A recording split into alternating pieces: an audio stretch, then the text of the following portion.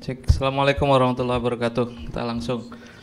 Untuk kali ini saya cuman bisa memberikan 15 slide. 15 slide ini semoga mencakup 3 permasalahan besar dari sudut pandang metodologis orang yang membatalkan Ba'alawi.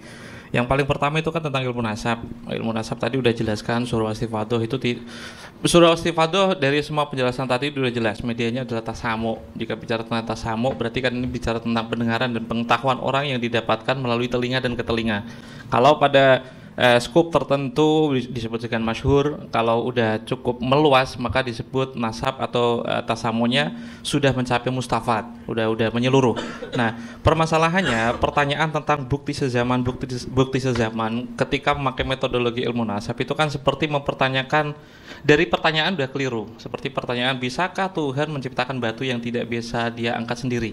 Itu bukan untuk dijawab, itu justru mengelirukan pertanyaannya. Dalam anak-anak filsafat menyebutnya itu omnipoten paradoksal, sebuah paradoks dari sebuah omnipoten, zat yang omnipoten. Maka ketika ketika pertanyaan itu muncul dalam metodologi ilmu nasab, itu pertanyaan yang keliru. Kendati pun demikian, saya itu berusaha untuk mencari sifatnya falsifikasi dari pembatal Ba'alawi. Kalau toh memang tidak ada naskah sezamannya, sebenarnya bisa diisbat atau enggak. Semua ulama 140 yang disebutkan memakai metode yang alim alam memakai dan mengetahui cara kerja ilmu nasab seperti apa, verifikasi nasab seperti apa, semuanya tidak ada yang batalkan. Bahkan An-Nabhani mengatakan ajma'atil ummah al-Muhammadiyah itu kan berarti kan level yang cukup tinggi. Untuk membatalkan hal itu maka membutuhkan extraordinary klaim bahwa ini batal harus memakai argumentasi yang lebih dari An-Nabhani, lebih dari Ibn Hajar al-Asqalani, Al-Haytami, Al-Sakhawi dan yang lain sebagainya. Nah, saya berusaha untuk memberikan bukti material, tapi ini sifatnya cetak biar nanti kita menantang kepada Pak Manahem Ali yang dari dia saudara kita Roma Irama Hakul Yakin. Mari kita uji seberapa akurat beliau ataukah beliau pernah mengutarakan argumennya berdasarkan filologi atau naskah. Saya belum pernah melihat Pak Manahem mengutarakan satu naskah pun. Hingga podcast terakhir dia masih bicara bahwa nama Ubaidillah baru keluar di dalam kitab yang berjudul Al-Barqa Al-Musiqah. Telat lama berarti dia tuh, nggak mengikuti pamjang kantor paling tidak. Beberapa naskah sudah saya tunjukkan yang paling mendekati dengan Sayyid Ali bin Abi Bakar As-Sakran itu kan Al-Barqa Al-Musiqah. Berarti kan sebelum itu sekitar tahun 820 udah ada Juru Syafaf. Abdurrahman Al-Khatib juga memproduksi kitab Iqdul Barohin karena dia sendiri yang ngomong setelah kitab ini aku cetak, aku memproduksi kitab yang lain. Iqdul Barohin memberikan beberapa isnad, beberapa sanad periwayatan itu didapatkan dari mana. Nah, untuk melogikakan mungkinkah ilmu nasab itu ilmu yang semua metode tadi, syura istifadah tadi, apakah tidak bisa mengisbatkan nasab? Ataukah kita harus mengandalkan kebenaran dokumen? Nah, itu pertanyaan yang cukup keliru. Semua orang tahu jika tasammul itu pasti didengar. Apa yang didengar belum tentu ditulis. Ya? Apa yang terjadi di masa lalu tidak bisa kita samperin di masa sekarang. Makanya apa yang kita akses sekarang itulah yang harus kita olah. Makanya saya mau nguji nyebutnya apa ya? Sering ada framing seperti ini. Jika Imam Ubaidillah diklaim sebagai imam, kenapa tidak ada yang mencatat? Ada sebuah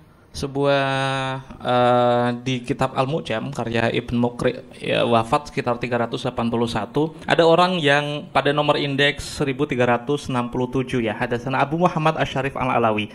Untuk yang belum tahu, dari kalangan Husainin, orang pertama siapakah yang disebut atau dipanggil dengan Syarif? Yang paling jauh dalam bentuk dokumen adalah orang ini yang disebut hadatsana Abu Muhammad Asy-Syarif Al-Alawi. Jika ada penyebutan Al-Alawi yang spesifik kepada keturunan Imam Ali, dan jika ada Hasan Husain salah satunya ya dari wangsa Husainin, orang pertama yang dijuluki Asy-Syarif adalah ini orang.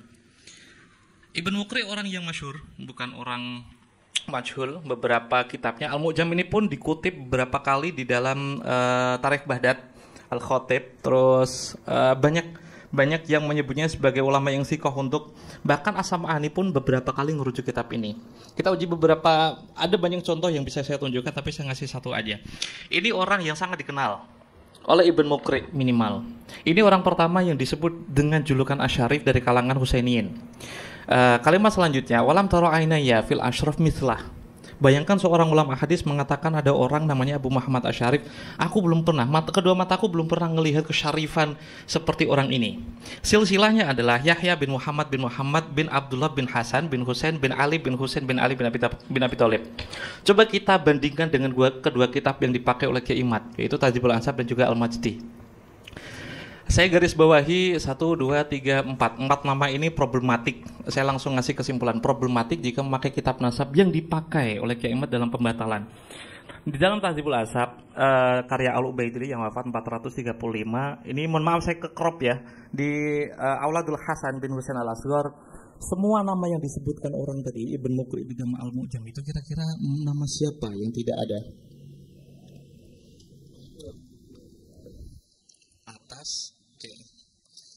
Kalau ini menurut Musajar dari Al-Muqibud ini disebut yang Hasan Atikah. Hasan Atikah punya anak namanya Abdullah, kan gitu.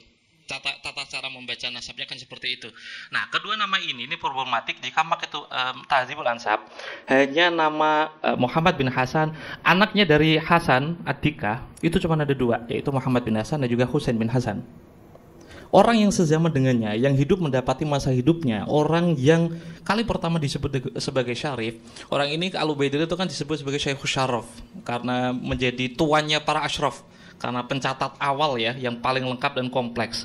Kitab yang kita akses cuma satu, yaitu Tahdzibul Ansab. Tahdzibul Ansab ini diakui sebagai mukhtasar. Ada yang tidak mengakui kitab Tahdzibul Ansab sebagai mukhtasar dan kitab nasab yang syamil, sehingga ketika tidak ada di situ maka nasabnya batal. Ada orang yang sezaman dengan Al-Ubaidillah yang nasabnya itu udah pasti dia tahu, tapi ternyata tidak dicatat juga. Nah, muqabalah selanjutnya adalah dalam Al-Umari, Al-Majdi berarti Al-Umari tahun 490 beliau wafat, cuman satu anaknya yang bernama Abdullah. Oke, lolos. Hasan yang Muhammad tadi lolos. Nama ini lolos untuk Abdullah. Hasan Husain tadi lolos. Nah, coba kita bandingkan dengan kitab yang problematik yang berjudul Asy-Syajarah Al-Barakah. Nah, ini yang saya maksud tadi tuh pengen ngasih contoh redaksi yang hasr khobar muqaddam falahu minal muqibin, nah, kayak gitu ya. Ini untuk Ar-Razi kalau benar Asy-Syajarah Al-Barakah itu memang ditulis olehnya, berarti kan sekitar tahun 606. Ini masa yang cukup pendek untuk mengetahui orang pertama dari kalangan Husainin yang disebut sebagai asyraf awal-awal. Wa amal Hasan bin Husain Al-Asghar al-ma'ruf bitika fa'aqibuhu min rajulin wahidin wa huwa Muhammad. Apa yang bisa diambil dari sini? Minimal kita bisa tahu semua kitab nasab itu tidak bisa dipakai sebagai parameter seperti Dukcapil sekarang. Kita nggak bisa berharap banyak terhadap bukti material yang ada di masa lalu. Ketika dua kitab, taruhlah 3 kitab yang menjadi pembatalnya kan cuma ini tok kan, Asy-Syajarah Al-Barakah. Ini pun bertentangan dengan 2 kitab sebelumnya. Tahdzibul Ansab menyebutkan anaknya 2. Terus Al-Majdi menyebutkan anaknya tadi berapa ya? Al-Majdi itu menyebutkan anaknya ini Al-Majdi. Minimal Abdullah udah kecatat. Nah, ketika dibenturkan dengan Asy-Syajarah Al-Barakah, kenapa disebut satu? Informasi dari mana? Muhammad informan dari mana? Al-Majdi katanya dia baca kitab ini. Kalaulah memang ingkirat, kenapa yang ditulis yang Hasan bin Husain Al-Asghar? Bukankah ada Yahya yang hidup atau minimal wafat sekitar tahun 381? Ketika Ibn Muqri mengatakan hadasana Abu Muhammad Asy'arif al-Alawi walam taro ainaya, berarti kan dia tahaqququl liqa kan? Berarti kan sezaman minimal. Ada orang yang kemungkinan hidup sebelum 381. 2 ulama nasab yang sezaman dengannya yang hidup 100 tahun kemudian tidak mencatat. Jidnya maksudnya. Dianya nggak kecatat juga. Bahkan ulama yang kalau memang ini diklaim oleh Fakhruddin Ar-Razi tahun 606, kenapa informasinya nakin cuma 1 gitu. Nah, itu bukti kalau semua kitab nasab itu ya nggak ihato, nggak syamil, nggak jamek manek seperti ta'rif gitu. Nah, ada satu hal yang pengen saya tunjukkan, yaitu naskahnya Asy-Syajarah Al-Barakah konon diklaim sebagai ditulis oleh Muhammad bin Umar Ar-Razi. Itu kata Wahid bin Samsuddin, ada redaksi di halaman terakhir itu dia menukil ulang dari catatan Muhammad bin Umar Ar-Razi. Makanya dia klaim ini kan Fakhruddin Ar-Razi. Ini bisa kelihatan ya. Semoga kelihatan yang ada di YouTube. Ini naskah Asy-Syajarah Al-Barakah yang dimiliki oleh Ibrahim bin Mansur Al-Hashimi. Naskah Asy-Syajarah Al-Barakah yang saya tunjukkan pertama ini adalah halaman kedua. Coba saya bacakan. Naqaltu min khatti Sayyid Jamaluddin Ahmad ibn Inabah al-Husaini pada tahun 926, wa ana al-Fakir Ibrahim bin Qasim al-Amin. Ada satu naskah pembanding dari Asy-Syajarah al-Barokah yang tidak dimiliki oleh Sayyid Mahdi Ar-Rajai, yang disimpan di Sultan Ahmad Salis. Ini sekaligus bukti kalau Ki Imad itu ya tidak pernah melakukan penelitian lapangannya. Sudah tidak ada Sultan Ahmad Salis sudah tidak ada. Itu nama masjid yang dimiliki oleh seorang raja. Jika menyebutkan ini maktabahnya, maktabah di mana? Maktabahnya Topkapı Kütüphanesi. Sudah tidak ada lagi namanya Sultan Ahmad Salis. Itu nama koleksi. Nomor indeks 26 berapa tadi? 2677 yang dituliskan oleh Syed Mahdi Roja itu 40 tahun yang lalu. Sekarang naskah itu memang ada dan ada di Topkapı Kütüphanesi. Tidak ada di Sultan Ahmad Salis. Bahkan ada orang dia sendiri ngomong di Rumah Irama, katanya kitabnya ada Bang Haji, dijaga dengan baik. Bohong dia nggak pernah lihat itu. Saya yang pernah ke sana dan ngelihat tidak ada di Sultan Ahmad Salis. Adanya cuma ada di perpustakaan Topkapı nyebutnya, Topkapi teksnya. Nah, perhatikan baik-baik. Ibrahim bin Mansur mengatakan kalau Ibrahim bin Qasim al-Amin, orang yang menulis ulang naskah ini, menisbatkan kitab ini kepada Ibn Inabah yang wafat tahun 828. Kira-kira adakah orang yang seharusnya Pak Manahem ya bahas ini gitu, naskah diadu naskah. Ada naskah yang disimpan oleh Syed Mahdi Rojai di Iran, disimpan di Maktabah Al-Marashi. Diklaim ini milik Wahid bin Samsuddin yang menulis ulang dari Asy-Syajarah dari Fakhruddin Ar-Razi. Satu naskah nih yang ada di Saudi nih yang disimpan oleh orang yang masih hidup, yang masih hidup. Ini menulis ulang dari khotnya atau tulisan tangan dari Ibn Inabah yang wafat tahun 828. Manakah yang paling benar? Saya tidak akan menjawab itu karena jawabannya nanti ada di buku. Minimal ini menjadi tantangan bagi orang yang diklaim sebagai ahli filologi. Pernahkah bicara soal naskah seperti ini? Saya jamin nggak pernah ada. Saya udah ngecek itu di beberapa podcastnya. Ketemu dengan Heri Pras juga nggak pernah bicara tentang naskah. Ketemu Rumah Irama juga langsung iya. Ya dimulai dari Al-Barqah Al-Musyikoh. Mari saya tunjukkan halaman berikutnya yang memperkuat bahwa naskah ini memang kemungkinan besar menurut Ibrahim bin Mansur itu ditulis oleh Ibn Nabah karena halaman paling akhir bentuk dan tulisannya atau redaksinya itu sama mirip dengan Umdatut Thalib yang ditulis sekitar tahun 818 Hijriah. Nanti saya share lah kalau ini. Nah, oke. Kira-kira ada nggak sih naskah sezaman atau minimal ada nggak sih sanadnya? Mereka kan minta tentang sanad. Dikiranya kan hadis, mau riwayat tentang nasab itu kan ya diriwayatkan dari orang tua ke anak dan seterusnya. Mereka menaikkan taruhan bahwa buktinya itu harus eksternal. Ada orang yang namanya Mutawakkil Allah yang mendapatkan ijazah nasab sekitar tahun 606 dari Umar Ali bin Mas'ud At-Tibai itu mendapatkan ijazah dari Abul Hasan Ali bin Muhammad bin Jadid. Sering kali saya dengar ada orang ini kan namanya atau Kiai Imad ya, namanya Bajadid. Setelah saya konfirmasi ke Amjad Duftaim dan juga Eman Habsi, bin Jadid itu nggak bisa dibaca dengan Bajadid. Itu nama kabilah yang seperti bin Hafid, bin Yahya, bin Abu Bakar. Nyebutnya bin Jadid aja. Makanya penamaannya dia itu Abul Hasan Ali bin Jadid. Nggak ada Bajadid. Gitu. Orang ini adalah terkonfirmasi sebagai muridnya Abul Hasan Ali bin Jadid. Saya akan menjawab kenapa ini bisa disebut cangkokan atau mungkin mengajukan pertanyaan. Orang ini adalah yang digugat, yang katanya itu kan mencangkokkan nasabnya kepada Ubaidillah lewat naskah Al-Janadi. Ini lebih tua dari Al-Janadi karena Al-Janadi wafat 732. Kitab itu ditulis sekitar tahun 724. Sementara ini orang hidup sezaman dengan Ali bin Jadid yang silsilahnya ditulis melalui Abdullah dan Ubaidillah. Ada tanda merah di situ, itu silsilahnya kan Abdullah, terus Ubaidillah, Terus ada kayak semacam tanda kecil yang di samping kirinya itu disebutkan mungkin al-Shawab atau mungkin al-Mulaqab kayak gitu, penandaan kayak mustadraknya ya, susulan Abdullah di sini, nama lainnya adalah Ubaidillah gitu. Oke, saya lanjutkan untuk memperkuat bahwa ada sebuah musnad yang ditulis oleh Abul Hasan Ali bin Jadid, yaitu ijazah yang diturunkan oleh Umar bin Ali At-Tibai sekitar tahun 606. Lihat redaksinya. Ada di sini Muzaffaruddin Umar bin Ali At-Tibai biriwayatihi lahu anil muallif. Kitab Arbaun diriwayatkan seorang sampai Umar bin Ali At-Tibai dari muallif dari kitab Arbaun itu yang silsilahnya yaitu Asy-Syarif Al-Hafidz Abil Hasan Ali bin Muhammad al-Anqal Ubaidillah. Oke, kita perkuat lagi. Naqaltu hadzan nisbah min Khatib bin Jadid. Saya menulis ulang silsilah ini dari orangnya langsung. Oke, siapa Ali bin Jadid ini? Mari kita bicara tentang naskah. Oke, clear. Ada orang yang mengklaim kalau Al-Janadi itu memiliki silsilah problematik tentang Abdul Hasan Ali bin Jadid.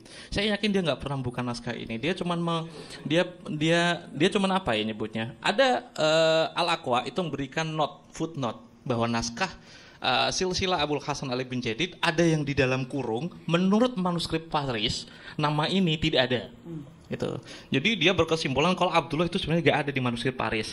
3 naskah yang saya punya Abdullah ada, manuskrip tahun 820 Hijriah itu ada. Terus manuskrip 1051 dari As-Suluk fi Tabaqatul Ulama wal Muluk ada nama Abdullah di sana. Meskipun ada pemotongan silsilah 3-4 nama tidak ditulis.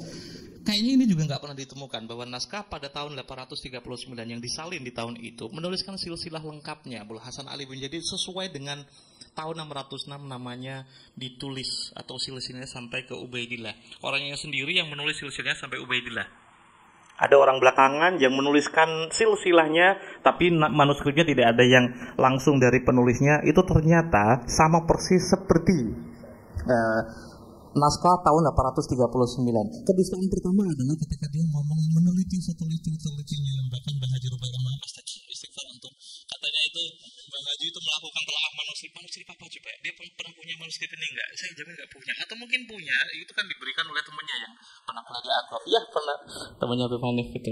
Saya belum pernah melihat dia membuka manuskrip seperti ini. Mungkin ini pun belum pernah dibuka. Ketika membuka, saya yakin tulisan dia tentang silsilah Jadid itu pertama ditulis Jadid bin Ahmad. Terus yang kedua Jadid bin Abdullah. Semua naskah menyebutkan Abdullah, enggak ada yang kepotong langsung ke Ahmad. Kalau memang dia enggak tahu, berarti dia bodoh. Kalau dia memang sengaja berarti ini dusta lah ya. Tinggal dia mau milih yang mana. Ini sekaligus tantangan untuk Pak Manakim Ali yang diklaim sama Bang Haji Rumai Irama. Istighfar lagi antum. Ketika ada orang mengatakan hakul yakin dari informasi satu orang yang mengklaim memakai studi historis padahal dia nggak pernah menelaah manuskrip dengan baik. Beberapa telaahnya itu juga nggak baik juga. Apa yang bisa kita dapatkan? Istifade macam apa dari Pak Manakem yang dia sendiri ngomong, saya pengen ngulang ini terus belum dia mengklarifikasi bahwa jadi disebut keturunan Said Hasan coba gitu. Saya mau ketawa juga agak aneh, ngelus dari juga agak gimana. Ada satu naskah yang ini baru, tapi jangan bilang ini baru karena semua kitab yang antum miliki yang versi sekarang itu termasuk Tahdzibul Ansab itu pun baru disalin sekitar tahun 890-an Hijriah. Kalau ngomong ada manuskrip yang ditulis oleh penulis langsung, saya pengen lihat lebih tua mana dari milik saya, itu maksud saya. Oke, saya tunjukkan untuk Musnad bin Umar. Ini ada orang namanya, inilah orang yang bapaknya Sa'duddin Az-Zufari itu adalah orang yang membocorkan informasi tentang Mi'raj 70 kali itu loh.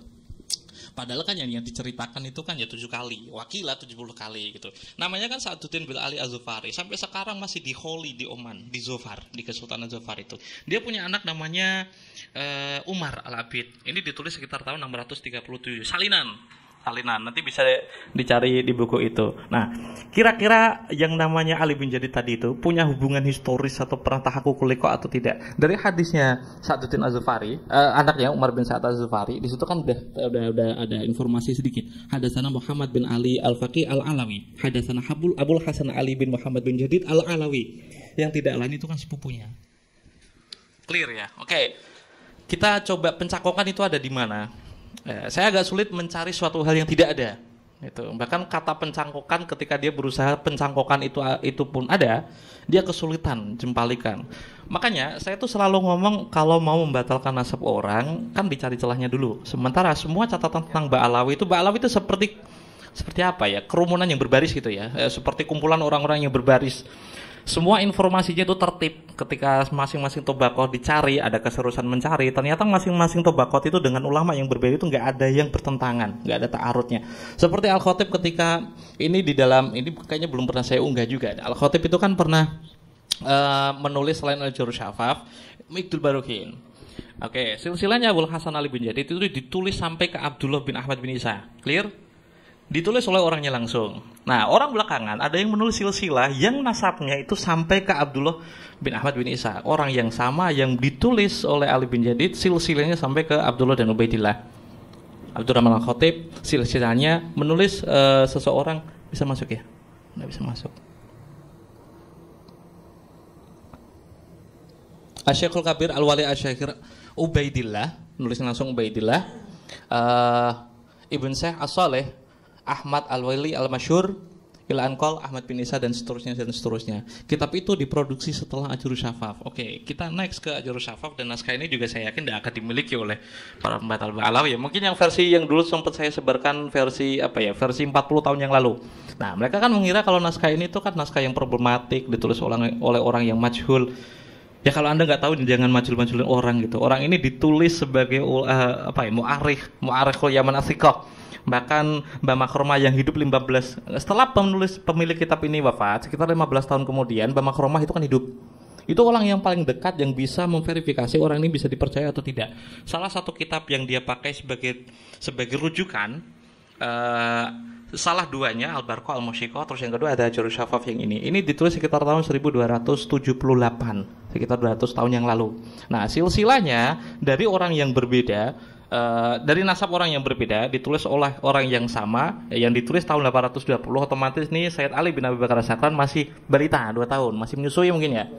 Tidak mungkin dia mendapatkan informasi nama Ubaidillah dari anak yang masih menyusui umurnya 2 tahun. Naskah ini valid, naskah ini solid, semua argumentasinya kokoh.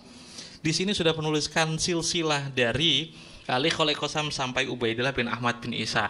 Lantas pertanyaannya, ketika sampai sekarang saya masih mendengar dimulai dari Al-Barqa Musyiqah, dan bisa jadi naskahnya akan lebih banyak dari ini.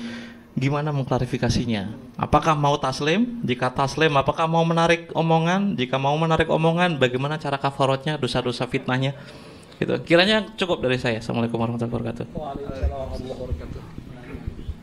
Oke. Baik. Jadi saya pengen bertanya dulu sebenarnya. Sebelum Saudara Hanif, saya pengen bertanya. Ibnu Muqri tadi yang disampaikan oleh Abu Muhammad Syarif Al-Alawi, lam tara ainaya. Ibnu Muqri itu pada abad kelima. 381. Abad keempat. 4. Lalu kemudian dikatakan kok gak kelihatan? Baik. Kata Alawi di sini itu nisbahnya ke Alwi atau ke Ali? Imam Ali bin Imam Ali bin Abi Thalib. Ini sorry. Oke. Ini dia. Ini sekaligus promo. Saya bikin konten di Pamenjang Ngantor untuk bantah Pak Manakhim Ali tentang Syarif dan Sayyid. Salah satu setelah menjelajah 2 bulan lebih itu, saya dapat dari kalangan Husainiyin yang disebut sebagai Syarif pertama adalah ini orang, Imam Yahya. Baik, tapi Alawi ini disebahkan kepada Sayyidina Ali. Betul. Bukan kepada Alwi. Bukan. Ini sekadar contoh ketika ada naskah yang bukan kitab nasab dari ulama hadis menemui orang itu, dia tahu kalau dia Syarif dan juga Al-Alawi. Ternyata di kitab nasab tidak ditulis. Baik. Gitu. Baik. Lalu kemudian Jadid sendiri ini adalah anak Ubaidillah. Cucu ya. Cucu berarti cucu ke-8 atau ke-9. Oh, baik. Jadi bukan kemudian dia anak dari Ahmad Gini, Mahalun nizanya itu kan Abdullah atau Ubaidillah itu dimulai dari kapan, dikenal sejak kapan? Ternyata dari keturunannya udah menebut sekitar tahun 606, yaitu dari Ali bin Jadid, Ali bin Muhammad bin Ahmad bin Jadid. Oke. Kita bicara tentang Ubaidillah dulu dan Abdullah, problematik atau enggak? Seperti yang saya sebutkan di pagi tadi, saya adalah contoh yang paling tepat dari Ramli menjadi Rumel, itu kan contoh yang tidak begitu kontroversi. Apakah saya kelak 100 tahun kemudian cuma dikenal sebagai itu? Ya mungkin ada yang nulis Al-Mulaqab di Rumel Abbas mungkin. Apakah lewat naskah tulisan itu nama saya atau saya disebut sebagai sosok yang historis? Ini banyak orang yang tidak mengerti bagaimana ilmu sejarah itu bekerja ya gitu. Maksud saya ketika orang itu berusaha mencari dokumen-dokumen, kita tidak lagi bicara tentang historiografi. Kita bicara tentang kebenaran dokumen. Kebenaran itu harus ada kebenaran itu bisa dikatakan benar jika ada catatannya. Kata siapa?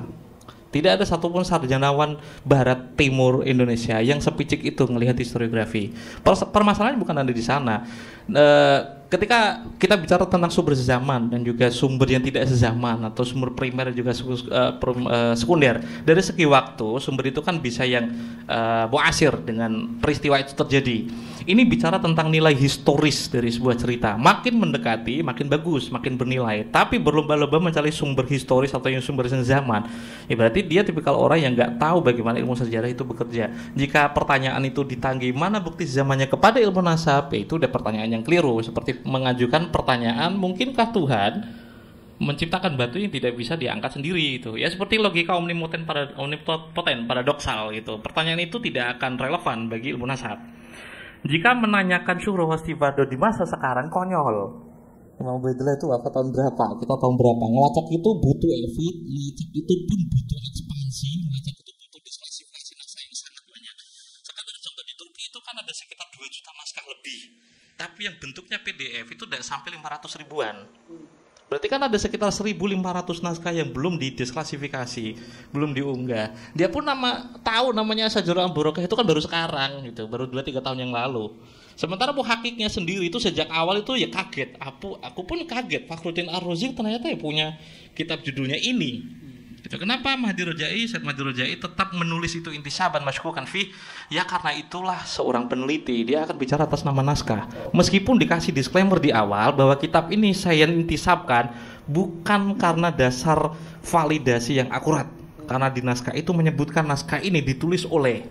Nanti pun kalau Ibrahim bin Mansur mentahqiq Syajarul Barakah dan diterbitkan dalam versi cetak, saya yakin itu ya muntasabnya, intisabnya kepada Ibn Nabah yang wafat tahun 828. Pertanyaannya, sanggupkah orang yang batal Mbak Alawi dengan Syajarul Barakah mempertahankan tesisnya tentang ini ditulis oleh Fakhruddin Ar-Razi? Kapan waktunya? Tentukan tanggalnya. Nanti biar Habib Hanif yang datang. Yang tadi Gus, coba yang At-Tibai Gus. At-Tibai. Ini makhtutahnya di mana nih Gus? Makhtutahnya ada di Yaman. Mungkin mic-nya untuk bisa ya. Makhtutnya ada di Yaman. Oh, ini juga ada salinannya, ada di Berlin dan juga di Belanda ada. Jadi kalau nyari di Google nggak bakal ketemu ini Gus ya? Insya Allah. Nggak bakal ketemu. Di Yaman ini. Kalau yang ini pernah diunggah oleh teman antum. Oh iya, Oman, dari Oman itu di dari Oman juga Harul Haqiqah. Betul. Ya, kalau ini Umar bin Ali, beda orang ya, Umar bin Ali sama satu lagi. Sama-sama satu warga ya, Atibain sama. Ini namanya Umar bin Ali Atibai. Muzaffaruddin Umar, panggilannya Muzaffaruddin. Dan nama ini adalah orang yang ditulis sebagai muridnya Ali bin Jadid dalam As-Suluk fi Tabaqatil Ulama wal Muluk. Salah satu muridnya dari Ali bin Jadid itu kan Hasan bin Rasyid Al-Hadrami. Naskah Sunan Tirmizi yang bisa dilihat nanti itu di bukunya Habib itu. Naskahnya At-Tirmizi itu kan ditulis oleh Hasan bin Rasyid Al-Hadrami. Buku antum juga ya, itu. Bukan ada dong. Seangkatan dengan ini orang yang Atibai ini. Dia ada 2 orang yang menjadi murid orang yang taruhlah nasabnya itu masykuk. Ada 2 orang muhaddisin yang menjadi muridnya yang mensahihkan nasab gurunya. Apakah ini sebagai bentuk kan gak enak gurunya ya, berarti Anda merendahkan muhaddisin. Itu gak sikoh berarti. Padahal Ali bin Jadid itu dikenal Imam Syakhawi atau Tabaqatul Khawas sebagai la naziralah fil hadis. Satu-satunya orang yang cukup pilih. Ada tazkiyah dari Imam Syakhawi. Banyak ulama setelah Ali bin Jadid yang menyebutkan Ali bin Jadid adalah seorang muhaddisin yang pilih tanding di masanya. Apakah dia nggak sikoh karena menyebutkan silsilahnya keliru? Apa buktinya? Karena pada dasarnya kan gini Habib, ilmu pengetahuan itu didasarkan pada sebab apa ya nyebutnya? Kita tidak bisa memvonis sesuatu berdasarkan korelasi. Ilmu pengetahuan itu berdasarkan kausalitas. Pencangkokan itu bisa ditanyakan, pencangkokannya kapan, siapa pelakunya, di mana mencangkok, terus apa yang dicangkok, siapa yang dicangkok. Kalau sifatnya cocok logi itu seperti yang dibangun oleh Kiai Imad, yang mencangkokkan karena ini temannya itu, ini temannya Mbak Alawi, misalnya sama Mbak Alawi, itu korelatif. Seperti menyebut ketika saya bersin, hujan langsung turun. Oh karena saya bersin hujan turun. Itu disebut ilmiah pun enggak. Kausalitas itu ya kausalitas sebab akibat. Harus tahu bukti evidence base-nya. Sementara sampai sekarang penyebutan cangkok itu cuma agitasi doang gitu. Padahal dia nggak pernah membuktikan pencangkoknya siapa. Ali bin Abi Bakar Sakran ada sekali lebih tua. Kitab itu pun ditahqiq oleh orang non Ba'alawi, diterbitkan oleh perusahaan non Ba'alawi, disebarkan oleh perusahaan non Ba'alawi, ditulis oleh non Ba'alawi juga. Apa alasannya? Sampai sekarang saya belum mendengar islah atau taslim dari mereka. Nah, terus yang naskah ini Gus, ini 606 itu wafatnya Gus ya? Penulisannya, ijazahnya. Jadi Muzaffaruddin itu mendapat kitab ini di tahun 606 Hijriah, sama seperti yang ini kan sekitar tahun 606 Hijriah. Itu kan ada tahunnya. Tahun ijazahnya Gus ya. Yang bawahnya tahun ijazahnya 606. Qiraatan alaih sanah 606 itu. Kalau yang Muzaffaruddin naskahnya di mana Gus? Ya. Yang Muzaffaruddin naskahnya di mana? Ada 2, Al-Makhzumi ada Umar bin Ali Az-Zailai ada di Taif, terus disimpan juga sama Al-Fakhriyah. Bib Ahmad bin Cindan. Yang Muzaffaruddin itu. Betul. Naskahnya ajib. Di Google nggak ada lagi berarti Gus ya? Modal, Bib. Bukan.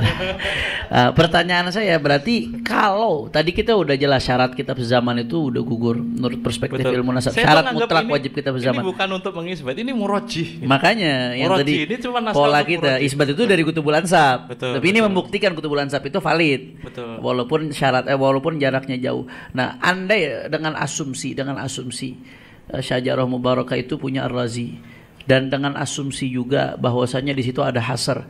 Kalau pakai teorinya Haji Maduddin berarti tetap kejawab dong ini.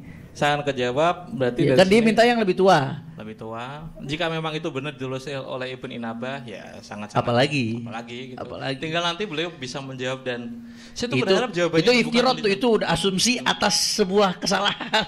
Tetap masih terjawab. Jawab boleh menjawab, tapi paling tidak itu jawaban yang jangan aneh. Nanti coba kita buktikan besok itu apakah Robito Alawiyah menggelar diskusi nasab tapi dalilnya lucu di Aramianu Banten ataukah tulisan konyol yang lain, ya itu bukan jawaban. Itu. Bukan seperti itu seorang beradab bicara dengan lawan bicaranya lah ya.